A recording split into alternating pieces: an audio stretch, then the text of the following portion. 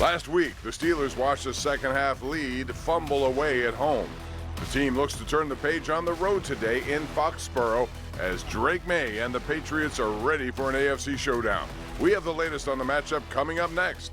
You are watching Steelers Kickoff, and it's live right here on KDKA TV.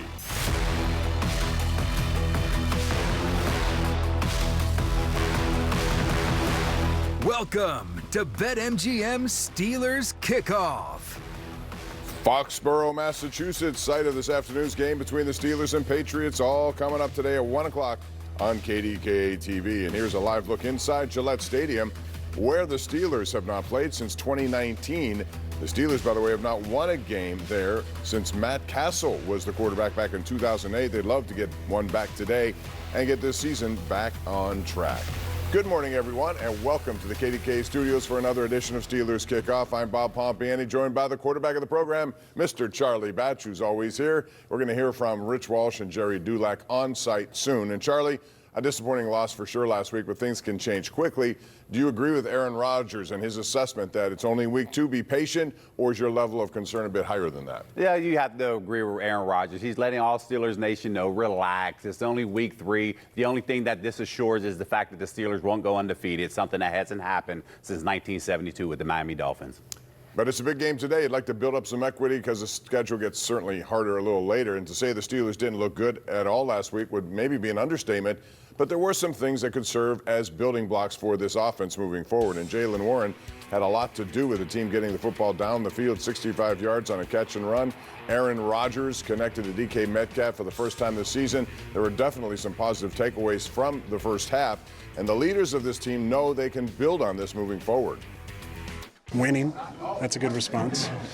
But we can't get attached to the binary system that our league is judged on necessarily, because it is a 17-game season and the process has to be great. So just dig into the details in the process, enjoy it, practice well, and then let game day take care of itself. Thankfully it's early and we all can learn from our mistakes and continue to keep getting better and keep building off each and every week to go out here and prepare to be greater. All right, now one of the Steelers' areas that needs to get better is certainly defense overall, specifically early in games. Let's take a look at the Hyundai by the numbers. You know, the Jets and the Seahawks have had no issues at all moving the football through the air. 8 for 8 in the first quarters with over 100 yards passing, 2 touchdowns, and 13 yards per catch. The Steelers' defense has yet to force an incomplete pass in 2 of those quarters, so that's hard to believe as well. And last week, Seattle carved them up with short passes over the middle. Charlie, do you expect the Steelers to change their technique in order to allow, receivers less leverage that they've been getting over the middle especially? Yeah, you'll start to see some of those changes, but ultimately what they have to do, they have to time out their blitzes better. The Steelers defense right now, they're blitzing over 40%, which is second highest in the league, but they're not getting home to the quarterback. So that has to change. That has to continue to get better if they want to improve in the first quarter. Again, we mentioned earlier that Jaylen Warren was pretty important to get the Steelers offense moving. Really was a good look for him last week out of the backfield, where he seems to get better and better. He continues good passing trends here. When you look at it, he always averaged double-figure receiving yards per game here, and now double-figure yards per reception. Safe to say he's turning into a weapon in the backfield for Aaron Rodgers. And Charlie, when you were under center, how nice would it be to have a guy like this who's showing you run the ball but also make some yak yards in the passing game? Yeah, this is the type of back that you want in the backfield. Why? Because he is labeled as a home run hitter. He had the 74-yard run on his resume, 70 in the preseason as well, and then you see the 65-yard pass that we're watching here. But ultimately, when you have that particular explosiveness in the backfield, you have to get him the ball more. And that hurdle ability, not bad either, as he goes over people. For more news and notes on the Steelers practice week and personnel moves, and there have been plenty of those leading up to this game, we send the program to Foxborough right now. Rich Walsh, Gerry Dulac standing by. Obviously, a big reason the Steelers lost last week to Seattle was Caleb Johnson not fielding that kickoff. To be honest, Gerry, they haven't been good in the kickoff return game for years. Take a look at these numbers. They've consistently ranked in the bottom half of the league, and last year finished dead last. So who today will return kicks for the Steelers? What do you think is going to happen back there? You know, Rich, you mentioned how poor they've been. They haven't returned a kickoff for touchdown since 2017, Juju Smith-Schuster. And prior to that, you go back to 2010, Antonio Brown's rookie year in his first game. If you recall that reverse handoff on the kickoff went for a touchdown. That's how little production, or at least big-time production, they've got from their kick return units. The best returner they've had, and it's been going back to 2007, Rich, is Stephon Logan. You know, when you look at players with like more than 40 returns, he's had the best average at like 24.5 yards. They just haven't been very good. You know, last year they brought in Cordero Patterson for that role, and that was a complete bust. So I would expect today, Jaylen Warren has been pretty good. I'm not certain if he's going to go back there because of his workload, but he would be the best one along with Kenneth Gainwell. We're going to see what Mike Tomlin decides to do. All right, switching subjects to the offense, and let's hope we don't get to the third quarterback. Then it won't be good. But what's the situation right now with these guys? Will Howard, Skylar Thompson, they didn't dress one last week. Yeah, and I think it's going to stay that way, Rich. And I think the thing is, Will Howard comes off the IR in one more game after this, so after the game in Ireland, and he will come back off IR before Skylar Thompson. And so probably what that means is they will try to get him some work, not necessarily, though, with the first or second team, but just to be able to get Will Howard out there with the scout team and at least get him doing something. That's what they want to see. But they're not going to carry 4 quarterbacks on the roster. So at one point when Skylar Thompson comes off, they're going to have to make a decision, and I think it's the same decision they would have made at the end of training camp. They're not going to cut Will Howard. Well, another guy that was doing something at practice this week was first-round draft pick Derek Harmon. Back to practice, limited 2 days, but was a full participant on Friday. You know, outside of personnel, what do the Steelers need to do to stop the run? Well, that's one of the big ones, and getting Derek Harmon back will be good for that run defense because we saw how he looked in the preseason. Ideally, they would like to play Y.A. Black more. The only problem is Y.A. Black doesn't know the defense that well, being a rookie. But, Rich, if you watched Y.A. Black in the preseason, he played like a young Cam Hayward. He would just go in and blow up the line of scrimmage, and sometimes that's all you need to help create some holes and penetration for your inside backers. So, you know, losing Isaiah Loudermilk is not a big deal, but they're going to have to get a little more rotation from Logan Lee and Y.A. Black. Daniel Quality, of course, but their 2 young guys will have to get more time, and you will see them get more time. All right, thanks a lot, Gerry. As always, great stuff. Back to you guys in Pittsburgh. All right, gentlemen, thanks. We get an update now. Derek Harmon will play today, so this will be his NFL debut. I would imagine, however, he's on some sort of a pitch count. We'll see how that goes. All right, when we come back, Rich is going to have an interview with one of the newcomers of the Steelers. That would be Juan Thornhill. Keep it locked right here to KDKA TV. Welcome back to BetMGM Steelers Kickoff. All right, another view of Gillette Stadium in Foxborough, Massachusetts, set for the Steelers and Patriots today, 1 o'clock right here on KDKA TV. And one player who has taken a bigger role since signing in free agency with the Steelers is Juan Thornhill. The former Cleveland Brown is fitting in real well right now in Pittsburgh. Rich Walsh talked to him over on the South Side earlier this week. You probably have to be kind of disappointed the way the first 2 games have gone. Yeah, it sucks, you know, like when you know the potential that you have as like with the guys that we have on our side, like we can make a lot of plays. I've seen it all through camp, and then it's like a little disappointing when you can't, well, when we didn't get on the field and like really show it like to everybody that's been waiting to see it. But the thing is, like, we're not panicking right now. Like, we're on week 3. You still have a long season ahead of you. There's no need to like put your head down and panic. Like I was a part of a team before where we started off very slow. Defense was not good. Like a lot of people said like the defense was the weakness. And then all of a sudden we turned it around, and like the last 8 games of the season, we was the best defense in the NFL. And then you go on to win a Super Bowl. So the good thing is the season isn't 2 weeks, 2 weeks long. It's 17 weeks. You were a Super Bowl champion. Do you feel like this defense's team is potentially there? Are you in that category right now? I don't want to get too far ahead, because like we haven't showed it yet, just being completely honest. But if you look at it on paper, we do have like this is probably the best defense that I've been a part of, like if you just look at it on paper. And the thing is, like, we show flashes of it already. The only thing is you just got to put it together and, instead of making, 5 to 10 plays a game, we got to keep this thing going for 4 quarters so we can all put it all together. So I definitely think we have, the potential to be there for sure. And that is the key, consistency. The injury bug has been a real issue for the Steelers at the start of the season. And the secondary is the one area that has really hit the hardest so far, even with some of the best depth on this team. It's been tested, and this week Joey Porter Jr. will again miss another game due to a lingering hamstring injury.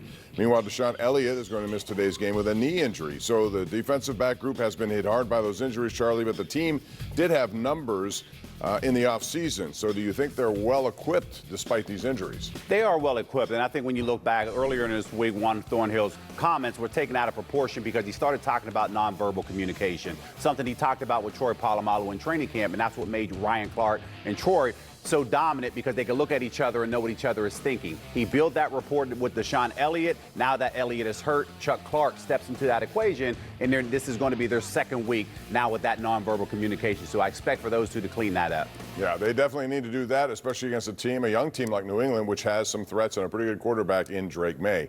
The Steelers and Patriots warming up at Gillette Stadium, getting ready for the kickoff once again here at 1 o'clock on KDKA TV. When we come back, Merrill Hodge will join us and break down the Patriots defense. We'll be right back on KDKA TV. BetMGM Steelers Kickoff continues. It's simple. What you willing to do for the collective, man? We all got each other back, and we just ready to go out there and prove it. Y'all know what it is. Touchdown, Pittsburgh Steelers. Hurdles over a man, and the ball is dislodged. New England is next up. There needs to be a lot of irons in the fire as we work to get that taste out of our mouth from the negative performance and secure victory this week. All right, here we go. And as we mentioned at the beginning of the program, the last Steelers win in Gillette Stadium was way back in 2008. Mike Tomlin and company would like to change that today. And Aaron Rodgers would like to win there for the very first time. He's never won at that stadium. Rich Walsh has the lowdown on the Patriots heading into this week. Hey, Rich, take it away. All right, Bob, the Steelers have been pretty good on the road so far this season, winning that season opener in New York, hoping for similar results here today. But you know it's never been easy for the Steelers here in Foxborough. When the schedule came out in May, Steelers fans probably chalked up a Week 3 victory against the Patriots, considering Mike Vrabel just took over as head coach and Drake May was an unproven second-year quarterback. But after 2 games, the Patriots look like anything but a patsy. May ranks in the top 10 in passing so far and seems to have improved from his rookie year. He's completed over 70% of his throws with 3 TDs and just 1 interception. And the Pats' offense is dependent on his arm. 75% of their total yards have come through the air. They rank just 23rd in rushing, and starting tailback Ramondre Stevenson averages under 4 yards per carry. There's a lot of stats here, guys, that I'm not familiar with, nor am I concerned with. Right, the focus is, trying to build some consistency, and then continue to eliminate some of the things that we feel like could get you beat. Defensively, they're the exact opposite. They've allowed under 60 yards per game on the ground, but an average of 315 yards passing per game, ranking them dead last in the league.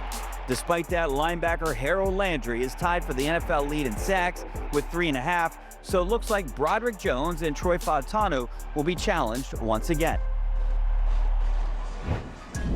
And today's South College game plan for the Steelers should simply be reversing the curse against the Patriots. As you can see, during Mike Tomlin's tenure, they've struggled with New England, especially up here in Foxborough. And the Steelers should have a better day passing. Despite coming back to practice this week, the Patriots' top corner, Christian Gonzalez, is out for the 3rd straight game. Guys?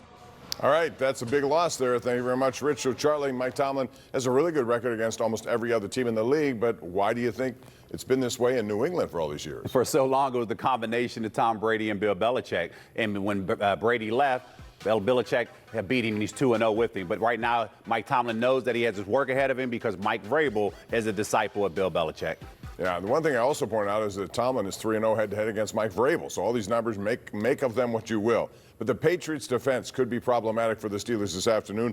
Merrill Hodge joins us for another edition of the Playbook for a preview of what we may expect.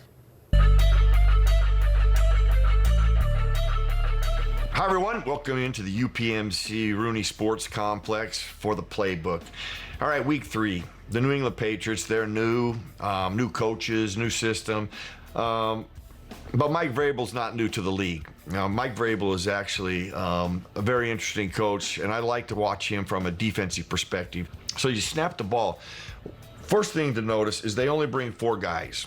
Okay, now this is considered a blitz because you bring somebody from the second level, but there's only 4 people coming. So they got plenty of people to handle the people they're bringing. But first thing to notice, where the quarterback is looking, those routes are taken away quickly.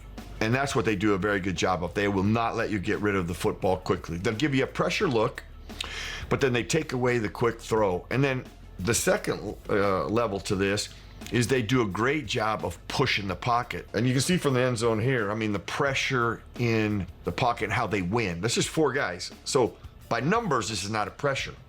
By the look, it's a pressure. But they win the battle in the trenches, and that's where the Steelers have to really be successful with these pressures, that they win there. They don't let the pocket collapse, because obviously we have a quarterback that has a lot of experience and can hurt you if you pick up the pressure. All right, Merrill, thanks. One of those matchups will be Harold Landry, who has 3.5 sacks against Troy Fautanu, one of many that we'll be watching today. Right now it's time to send the program to New York City. James Brown is standing by. He's turning back the clock on the NFL Today on CBS. Hey, Bob, up next on the NFL Today, we're throwing it back to celebrate 50 years of this iconic show with the legendary Brent Musburger. And your Steelers hit the road to take on the Patriots, and we'll preview that matchup. Then Nate's guy, Kyle Brandt, fully embraces the throwback and is ready to rock. Then we'll hear from Patriots quarterback Drake May for an In the Pads interview. But first, Coach's guys, Bob and Charlie, they'll be right back when Steelers Kickoff continues right here on KDKA. Steelers Kickoff is presented by McClellan's Contracting and Roofing. If our name goes on it, we stand behind it, so you can stand in it. All right, welcome back to Steelers Kickoff. The passing game is very important for the Steelers offense to run correctly, but the issues that arose in the Seahawks matchup could be some cause for concern here. Let's take a look at the numbers. Really comparing the first 2 weeks here, Aaron Rodgers' completion percentage went from 73% to 57% from week 1 to week 2. The Steelers nearly had double the passing first downs in game 1 compared to game 2. Yards per pass went down from 6.4 to 5.1. Touchdowns went from 4 to 1. And Rodgers tossed the first 2 interceptions of the season. So, Charlie, in your quarterback analysis, what did you see from the passing game that just did not click like it did in week 1? Yeah, a couple things are happening right now. Whenever Aaron is protected, the receivers aren't getting open consistently downfield. But when they are, on the flip side, the protection breaks down. And one play that stands out to me is the second pass play of the game. Protection breaks down. He has to roll out to his right. Freiermuth is open downfield on the corner route. He delivers a dime, but yet Freiermuth drops that pass. If he completes that, the numbers look different. It's a field-flipping play in that particular manner, and it gets the offense going early. And I would think also, Charlie, again, New England has 677 yards allowed in the pass game. The Steelers, if they're going to move this thing down the field, where they haven't taken all that many shots, this would be a good game to do it. And they're going to have to do it right now because last week the Seahawks, they double-teamed DK Metcalf, so somebody else outside of that, not named DK, has to step up. And here's going to be the opportunity here today because of what that Patriots defense allows. Another thing to watch, penalties. Last week, New England had 12 of them, 4 false starts, and the Steelers have been one of the least penalized teams in the NFL, believe it or not. Let's take a look at the inactive list here today. Joey Porter Jr. out, Deshaun Elliott out, Highsmith is out. That means Herbert will play, and you'll see a lot of Jack Sawyer. Derek Harmon is active. He will play today. How many plays, we'll see. Caleb Johnson is also active, even though Trey Sermon was brought off the practice field. So we'll see what happens on that department. When we come back, we're going to talk more about Gillette Stadium and the fact the Steelers are trying to get over the hump and win a game there for the first time in a long time. That's next. All right, welcome back. And next week, this show, the BetMGM Steelers Kickoff, will be coming to you from Dublin, Ireland. Rich Walsh and I will be there to bring you all the latest from Dublin, where the Steelers will play the Minnesota Vikings. Today, they're playing the New England Patriots, and they're slight favorites in this game. Rich, it's time for predictions. Who do you like and why? Yeah, I've been at a lot of ugly games up here over the years, and we know the stats. Mike Tomlin not good against the Patriots, 3-10 all time, but Bill Belichick was the head coach. I got a more favorable stat right now. Mike Tomlin is 3-0 all time against Mike Vrabel. I think the Steelers bounce back and win this game 23-17. All right, Rich, Charlie, you're up next. Yeah, this one here makes me nervous at this particular point. This is a game they should win, but I think they struggle only because Mike Vrabel, I think he has the inside knowledge of Arthur Smith's offense based off their 2 years together in Tennessee. I think the Patriots, they win this game 24-19. Gerry Dulac. also agrees, and so do I. So 3 of us are taking the Patriots. I got to see it before I believe it with the Steeler defense. I know they're capable, but they have to do it in stopping a young quarterback, Drake May, who's hot right now. We'll see how this goes. All right, that's going to wrap it up for our program today. Coming up, it's the NFL Today. 50 years later, they're going to have a throwback edition of that. 1 o'clock, Steelers and Patriots. And then afterwards on KDKA TV, right here, it's the Steelers Extra Point, followed by the Nightly Sports Call Special Edition. We wrap it all up tonight with the #1 Cochran Sports Showdown at 11:35. So we got a full day of football for you. We hope you enjoy it on this beautiful Sunday. And it'll be more beautiful if the Steelers could somehow come away with a win and go to 2 wins, 1 loss. That's going to do it. For Rich, Gerry, Mr. Charlie Batch, I'm Bob Pompeani. Have a great Steelers Sunday. We'll see you after the game right here on KDKA.